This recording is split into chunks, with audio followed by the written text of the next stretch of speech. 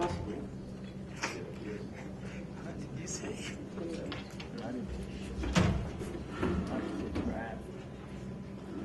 So Mr. McKenty keeps calling me his big brother and the godfather, which gives me lots of heartburn.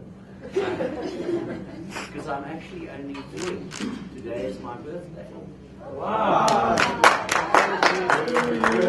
No, wait. It's my third birthday with the Green Building Council.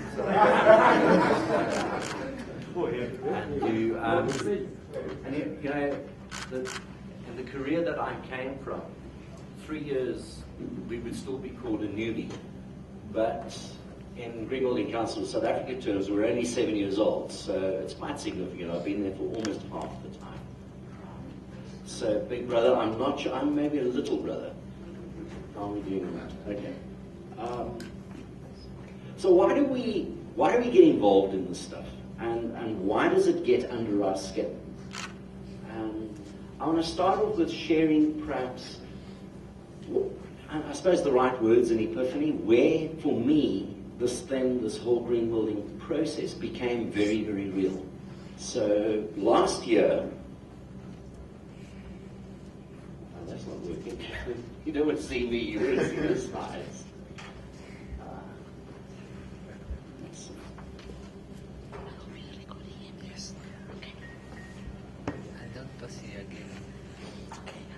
Last year, my daughter, who was in fact one of Emma's colleagues at varsity, did a sabbatical. I always thought one had to work for about 10 years before you get a sabbatical. She'd worked for 8 months and went off.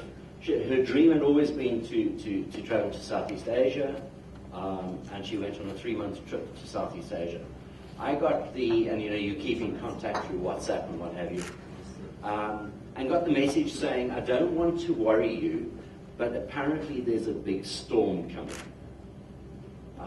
The big storm, of course, was Typhoon Haikon, which was mind-bending. And you'll all remember the TV coverage and what have you. And as a father, you feel very, very helpless knowing that your child's on the other side of the world. There's very little you can do, and you start seeing these horror pictures coming through.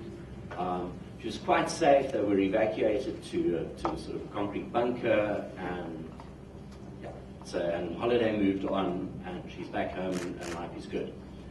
However, shortly after that, the Filipino delegate to the COP, what COP would that have been? COP 20?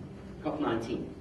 To COP 19 in Warsaw, which was just a few weeks after Typhoon Haikon went through the Philippines, made what was quite an impassioned speech to the delegates, which was saying we can stop this stuff.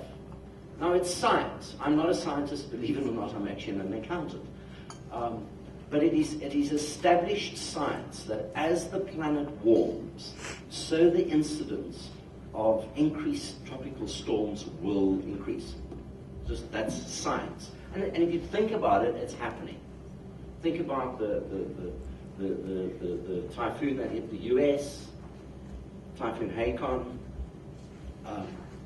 and the Filipino delegate to the COP said, and those words are incredibly meaningful. We can fix this. We can stop this madness right now, right here. So that's sort of the context, and that's why sometimes I just get a little, perhaps too passionate about what we're doing and why we are trying to change the way the world is built. So I'm going to talk to you today about 5 things. We've all heard a lot about the Green Building Council of South Africa. In fact, a lot of my colleagues have stolen half of the slides you're going to see, so I'll speak to them afterwards. Maybe you can get them a job with the Green Building Council in Namibia because they won't be working for us anymore. So I'm just going to very briefly just give you a bit of background on who we are and where we've come from and so forth. I always like to do a little bit of setting the scene of what it is we do and why we do it. I'd like to spend a little bit more time, though, I suppose, in a reflection. So in Jan, Feb this year, we clicked over to our 50th certification. And that gives you an opportunity to look back, because now you've got a bit of a critical mass. So you've got some information now that you can analyze. So I'm going to share some of that with you.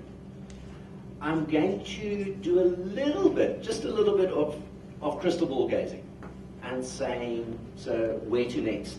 And then hopefully we can do some Q&A stuff.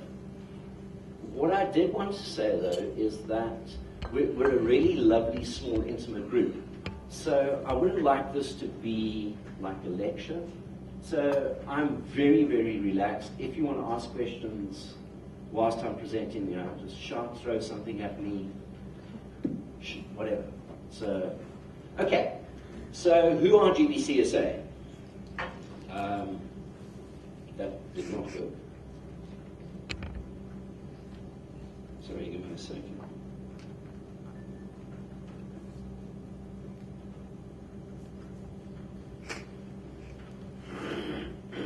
Please forgive me.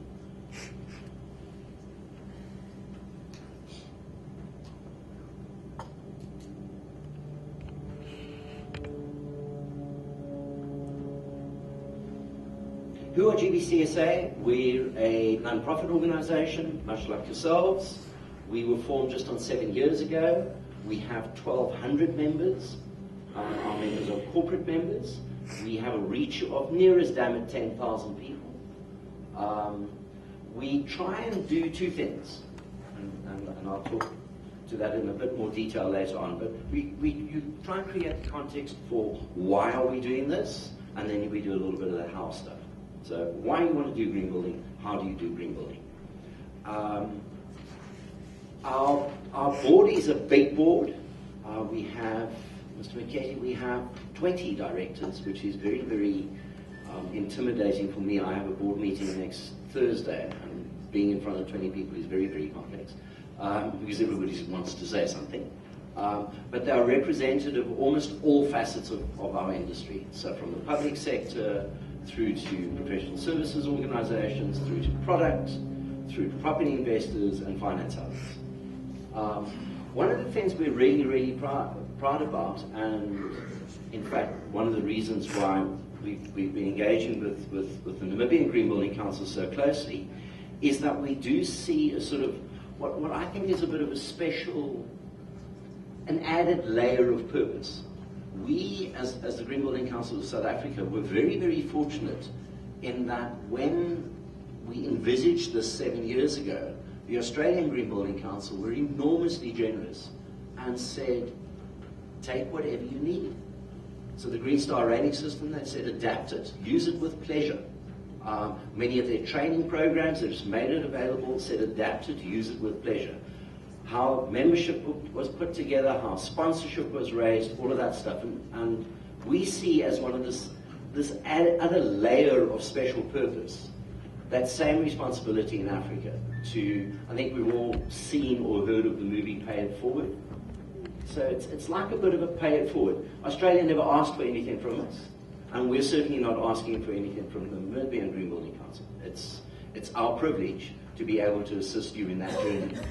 And as I was saying the other night at the opening sort of cocktail function, I suppose the goal of wanting to pay this forward is to give yourselves a leapfrog opportunity, so that you don't have to wait 7 years for the first 50 certifications, that you might be able to get there in 2 years or whatever. There are now six countries other than South Africa, so 7 including South Africa, that are using the Green Star rating system. That's quite significant. There are another 5 countries that we're having a conversation with, and very, very quickly, if you ask me to do a little bit of the crystal ball gazing, I actually think that Green Star will become the dominant certification system in Africa. Now that's quite important, because then our ability to share skills around the continent just becomes so much more doable.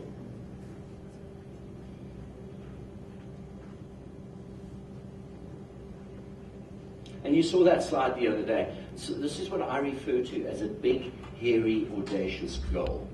We want to change the way the world is built. And you know, you've got to have an audacious goal in this space. So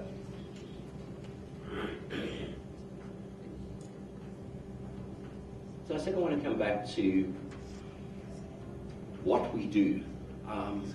And because I'm fairly simple, and because I'm only 3 years old, I can only count to 3. So I always try to say we do 3 things. We create awareness of what is green building and why green building. We create awareness through incredible media coverage. Last year, as a small organization, we had just over 20 staff. Last year we had, on average, 2 media articles on green building per day. It's mind-bending that an organization that is so small can get that amount of reach. So we're very, very active in the media, and perhaps that's a conversation that we can have with yourselves as a wonderful way to get the message out there. We also do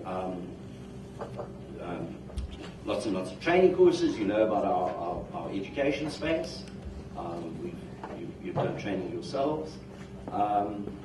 We run a mother of a convention. Our convention is the second week in September, from the 10th to the 12th of September. Last year, we, alongside the South African Green Building Council Convention, we had the World Green Building Congress. We had visitors from 69 countries around the world. We had 100 delegates from Africa, which was very, very special. And this year we've branded our convention Africa It's Time. So there's a bit of a story about Africa It's Time, because our marketing person actually changed that a little bit. The original thing was supposed to be It's Time for Africa. And of course that's the Shakira song. And I was hoping to get Shakira as a keynote speaker. They said, no, she's not into green building, and anyway, so Shakira's not coming, but I'm sure we'll play the song. So this year we're branding our convention Africa It's Time. We're hoping that we will at least match, if not better, the number of delegates that came to Africa. So clear, open invitation to yourselves. It's in Cape Town, which everybody knows is a wonderful city. Windhoek's a beautiful city, but you don't have a sea. So Cape Town's got a sea. So,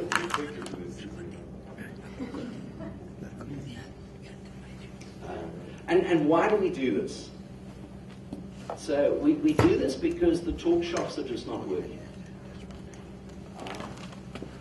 Everybody's heard of the COP. Everybody's heard of COP. So the Congress of the Parties, the big United Nations, gathering to discuss climate change. I sat in on COP17 when it was in Durban in South Africa, and sat in on 1 or 2 of the sessions. Honestly, please, there's no media or anything, so please, I'll just deny that I ever said this. I've never heard so much hogwash in my life. I sat in on it. I promised you, for 15 minutes in one session. There must have been 50, 100 countries there. For 15 minutes, there was a whole conversation on whether this was a new paragraph or whether it should be included in the previous paragraph. And you say, come on, guys, can we not talk about something more real? So the talk shops are a failure, and the green building councils are actually doing something about this space. So we can do something. And then there's I'm sure you've, don't have to go through that. You know why we do what we do, and the slide you've seen. That's a complicated slide, so don't try and look at the numbers. The reason why we do this in the built environment is that you can actually do something about climate change quite quickly. They refer to that as the abatement opportunity. Everybody heard that argument? So what that means is, relative to the impact that you're having, what is the cost? And in the built environment, our ability to do something meaningful about emission reduction, about waste reduction, about reduction in the use of scarce resources is very, very significant. But then there's a piece of magic. It makes economic sense. So you get this incredible opportunity. It's almost a once-off. You don't get this often, where you can do well by doing good. Think about it. So you get it's a shrewd business maneuver. Why are Oricon here? Oricon are great players, but you know what? They're in business. Okay? they've seen an opportunity to assist in green building. It makes good business sense. But by making good business sense, they're also doing good in terms of saving the planet. So doing well by doing good. Okay. So the built environment, the biggest single abatement opportunity. The others are, so the other ways that you change, that we can mitigate against climate change. So we can change the way we produce power. It's going to be a long time before renewables take over as an energy source. It's going to be a long time before you can run a motor car with one of these, if ever. But the built environment, we can do something about it right now. So they refer to that as the abatement opportunity. We published, and this is, I'll just skip through it quickly. Oops. We published the Rands and Cents of Green Building 2 years ago, yeah. 2 years ago, and if I may make a recommendation to yourselves, this is probably one of the things you need to do quite quickly. So the Rands and Cents of Green Building was derived from an American publication called Dollars and Cents of Green Building, and the Australian publication called Dollars and Cents of Green Building. So we used a very similar format to theirs, but then analysed the actual experience from South African case studies, and came up with those 10 key messages that you see there as being the doing well piece of this journey. So the economic business case. And Emma, you'll recall, those of you that stuck around for Emma's speech last night, will recall that probably one of the most significant doing well components is that green buildings simply are worth more. So the Rands and Cents of Green Building, often used as a technique to where you get the doubting Thomases, where property developers, where public sector units are saying, why do we have to do this? It's always a good argument, always a good publication to put on the table and say, read it. Makes sense. Rands and Cents of Green Building. And I was talking about the popular media. So the U magazine, you get the U magazine in Namibia, do we? Yeah. U magazine, the most read weekly in South Africa. I had an article on green. So to say that green building is not becoming mainstream is just being silly. And it has to be true because the U magazine said so.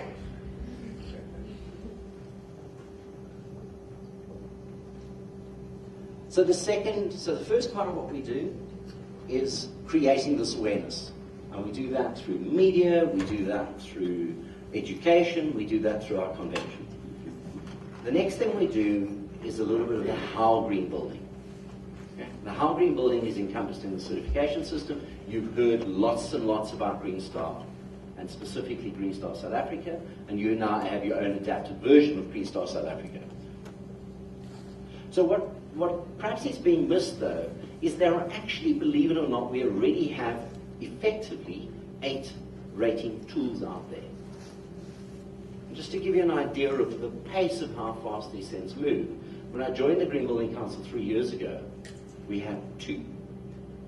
So in 3 years, we've added another 6 effective tools to that portfolio.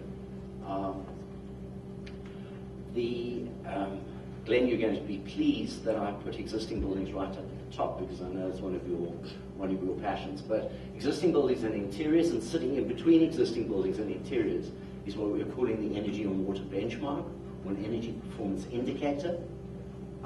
We do not yet have in South Africa so-called energy performance certificates. Everybody heard of energy performance certificates? EPCs. So when you travel to Europe, when you travel to the States, when you travel to Australia, you'll see these, most of the buildings or houses, even houses for sale, you'll see these sort of A, B, C, D, E, F, G, and little green lines and going through to red lines. That's an energy performance certificate. We don't have that. Green Building Council of South Africa did a benchmarking exercise, roughly 300 participants, and we now have a benchmark against which you can measure the performance of your own building. Sitting underneath those existing building performance tools is our office tool that everybody knows, a retail tool, help me, multi-unit residential tool, and public and education buildings tool. And sitting in between that was something that we are incredibly proud of, and I haven't heard it spoken about here. There was a conversation yesterday where we were talking about low-cost housing and, you know, can we afford green whilst we still haven't given people houses? Socioeconomic category tried to talk to the special requirements of developing countries, which there is another layer of responsibility, which is simply recognizing that there is still huge inequality.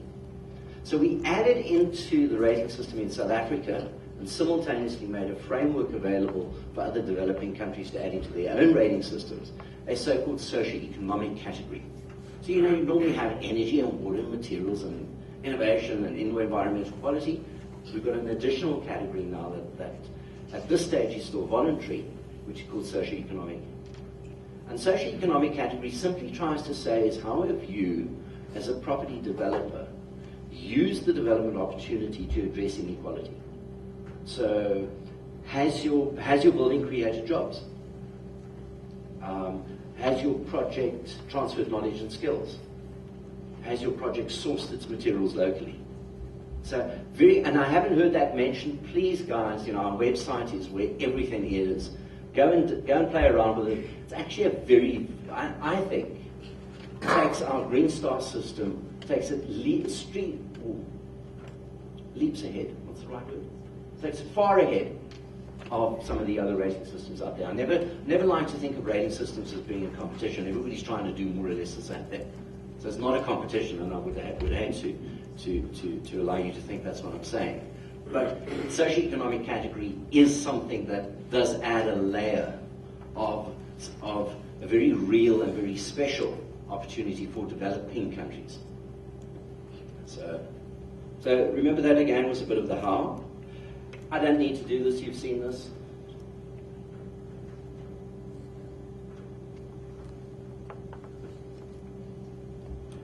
And then the last of those three things, so remember the three things, we create awareness, we create the how. The last of the three is advocacy. If I can make a recommendation, Mr. McKetty, to the Building Council of Namibia, you seem to be way ahead of us in engaging with the public sector. And, you know, really accolades and congratulations for this. The public sector, so my recommendation, is leverage that as much as you can. Get the public sector to lead it. Wonderful opportunity for the public sector to be seen to be a leader in the game. Public sector also has this very special opportunity to be able to legislate. So they can bake it into law. And then there's the third one that's up there, which is facilitate.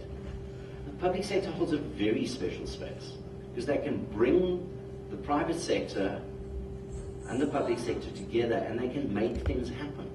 So examples of facilitation has been fast-track plan approval for green building projects, a so-called green door policy. So there are many ways that the public sector can facilitate. So advocacy, we've tried to put into this concept of lead by example, legislate where required, and then facilitate.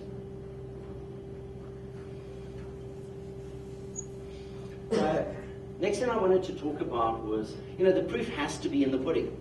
So the stuff's easy to talk about. So where's the proof? So we clicked over to our 50th certification early this year. We now have, if you do the arithmetic there, we now have 59. We have just on 1.2 million square meters of space that has been certified, and we have another 800,000 square meters of space that is registered about, you know, to be certified. So 2 million square meters, not a small number. We're certainly not patting ourselves on the back yet, but we like the shape of that graph. Somebody else put it up yesterday. I think it was Chile that put it up and said that really that's not cumulative. So that is more, that is exponential growth. As we see, so I'm just going to dwell on numbers for a second. The existing building pilot that Glenn was talking about, when we develop a rating tool, it's a process. It's a really ingewikkelde process. So we get some very, very clever consultants, and we hide them in a dark room and sort of push pizza through the door and feed Coke to them. And they go and do research and stuff. And we surround those consultants with what we call a technical working group, who try and keep the process sane. Once now these clever people have come up with, to all intents and purposes, a draft rating tool, we put it into the market as part of a pilot. And that's really road testing it. Typically, for like the office tool, public and education building tool, typically the participants in a pilot would be somewhere between 3 and 5 projects. It takes about 8 months to a year, and involves what my chairman so aptly calls a healthy amount of shoulder tapping, which is a euphemism for begging. And please won't you join the pilot? Existing building performance tool, so there's a reason for me rambling a little bit. Existing building performance tool, no shoulder tapping, no marketing, 85 applications to come on board for the pilot. We chose 50 of them because many of them we could actually do more at a portfolio level than individually. So the reason I'm mentioning that is that, Glenn, yes, your dream is going to come true. As existing buildings takes hold, so you're going to see the number of certifications just literally go through the roof. I hope. So there's our first 50 certifications. It was just short of 1 million square meters. We would have loved it if it had been 1 million. So I wasn't lying early on, because we've now got 59, so we have got more than 1 million so far. So 50 certifications. A lot of this stuff is on our web if you want to see it. So we did some analysis, and some fun analysis. So we've saved those first 50 buildings have saved, on average, 34% in terms of energy consumption. 34%, that's 1/3. It's incredible. Just forget about, if you can. So, the green building god is going to strike me down dead right now. Forget about the lack of greenhouse, the effect of greenhouse gas emissions. Those guys are paying 1/3 less for their electricity. The doing well piece. 76 million kilowatt hours saved, and that's like 5,300 homes that we've provided power to. Energy to boil, no, we do these silly numbers. Enough energy to boil 100,000 kettles of water per day for a year. I'm not sure why you'd want to boil 100,000 kettles per day for a year. Just I'd love to tell the story. We had that beautiful Hotel Verdi yesterday with the geothermal stuff. What at this stage is the greenest as-built building, I'm going to be careful the way I say these at this stage, is the so-called #1 silo development at the waterfront in Cape Town. And it doesn't use geothermal, it uses the ocean as a heat sink. Its electricity consumption is 70% less than a standard office building. And I'm going to come back to electricity later on. So water, what's that there?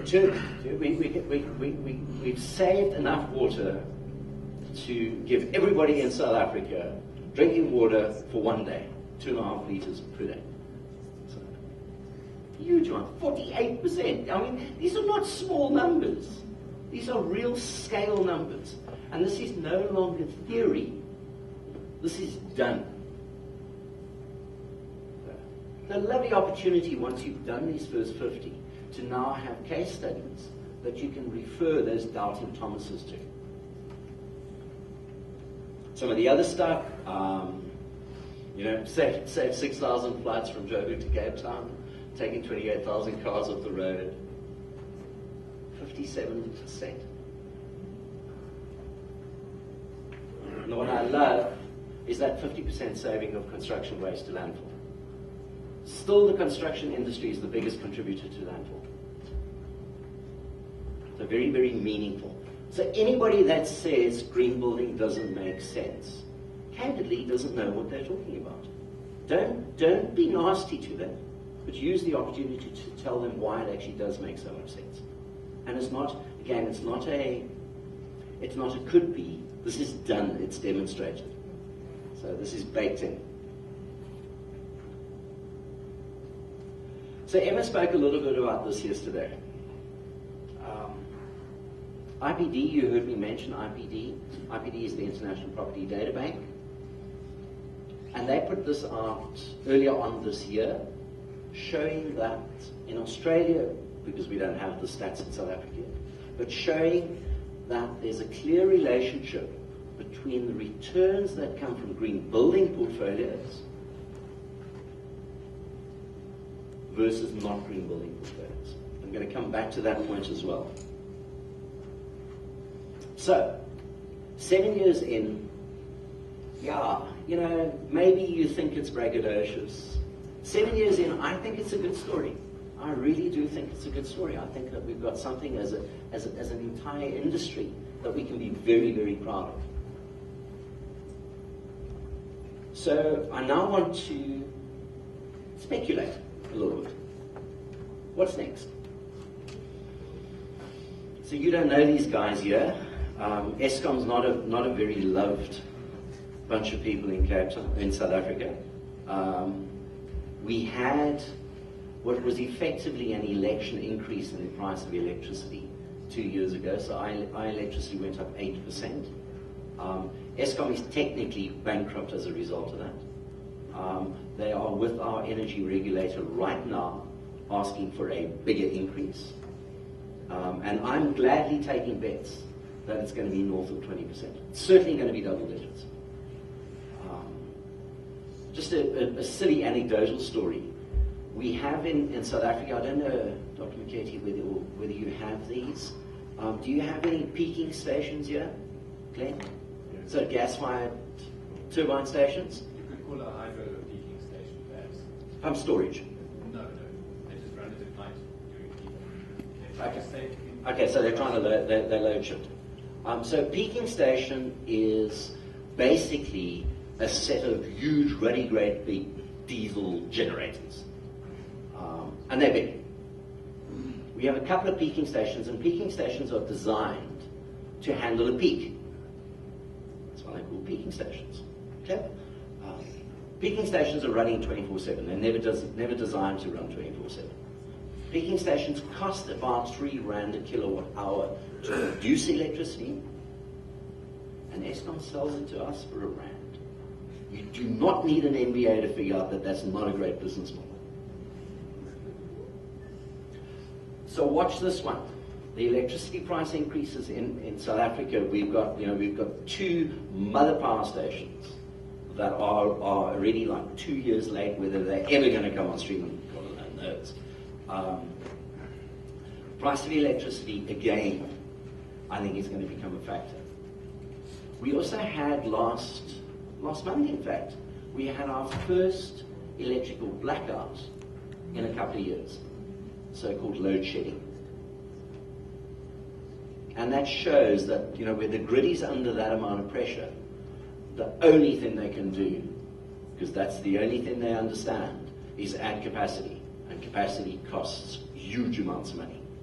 So the price of electricity is going to do one of those, which on that doing, remember my equation, doing well by doing good. On the doing well side of the equation means that green buildings that use on average 34% less energy will therefore be cheaper buildings to run. Will therefore be buildings that are more sought after. This stuff is just so intuitive. So Eskom, watch Eskom. The clever guys are saying watch water. That was one of our townships where the water supply just failed and we had to tank water in or what have you.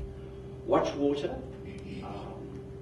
I think that already even at a domestic level, people are starting to see the effect of increases in the price of the water tariffs. So water is going to be a big one. And, you know, green buildings can sort that out. Can anybody remember the number from the 50 certifications?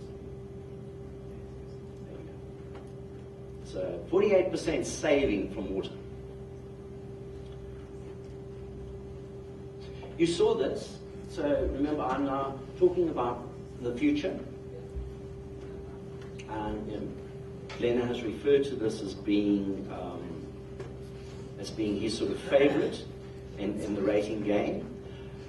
I had one of these aha moments when my colleagues were chatting to me about the existing building performance tool. So just allow yourselves to get the grey matter going for a while. New buildings become the whole green building process becomes very complicated because you are trying to predict what the performance will be. And that's why we have people that have to model it. So you try to predict. Now, if in existing buildings you're simply measuring what has happened. So it's a hell of a lot easier to understand what the performance is. Once you've understood what the performance is, then you can make clever decisions.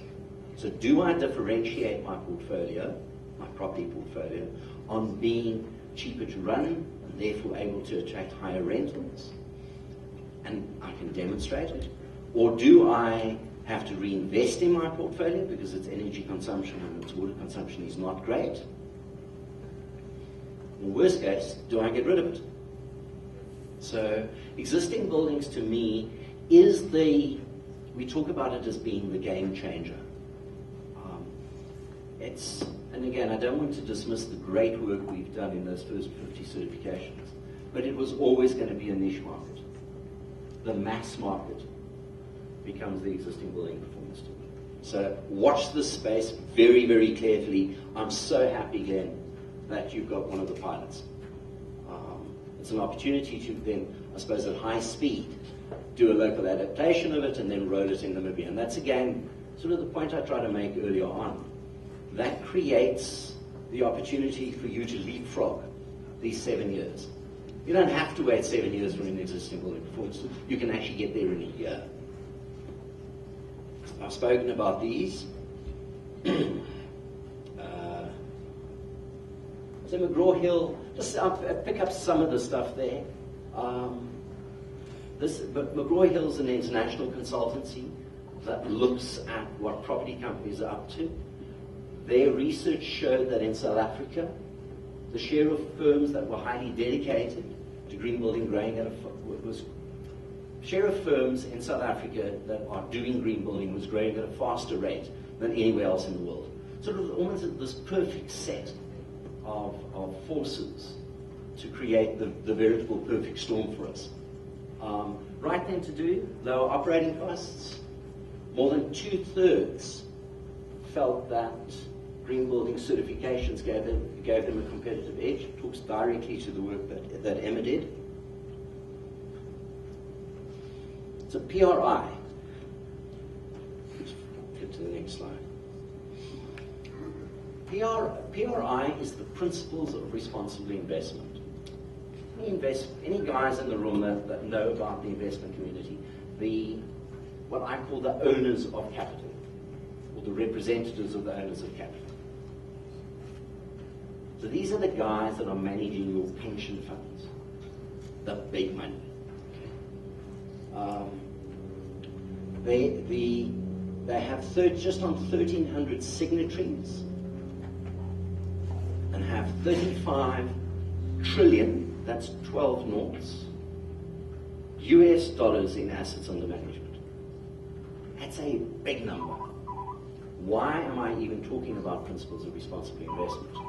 The owners of capital and the signatories of the principles of responsible investment have signed off on a principles of responsible investment code, which includes a requirement for the companies in which they have invested to demonstrate what they're doing in terms of so-called ESG, environment, social, governance. Certainly in the built environment space, green building ticks. We should always think that it's more important than ticking boxes, but it ticks the E part of the box. What on earth am I talking about? It really is very simple. Companies, property companies, that are doing the right green building stuff, their shares will trade at a premium to companies that are not. So they're starting to talk about this idea of a green premium and a brown discount. Again, why is this important? It's important because the chief executives of most property investment companies are mainly remunerated in terms of the share price. So if the value of their shares go up, they feel good. The value of their shares go down, what's just happened? Their salary's just gone down. What are you going to do when your salary goes down? You're going to phone Aubrey and say, how the hell am I going to get this E stuff happening? So watch the principles of responsible investment. I've spoken a little bit about Africa. I think, everybody's saying we're sort of transitioning through this idea of the continent of hope. There was a statistic put up at the IPD conference on Wednesday that said 50% of Africans are under 25. Why is that relevant? It's because they're the future consumers. So Africa, and it's on the side. We've got the special place in terms of chairing the Africa Region Network, and I hope that's going to increase. So in closing, I wanted to put that slide up. Paul Gilding is an amazing Australian that's done incredible work, and puts that challenge up there. It's how we respond now will decide the future of human civilization. We're messing up the planet, for heaven's sake. We are the people that we've been waiting for. There's no one else. There's no other time. It is us, and it is now. Thank you very much.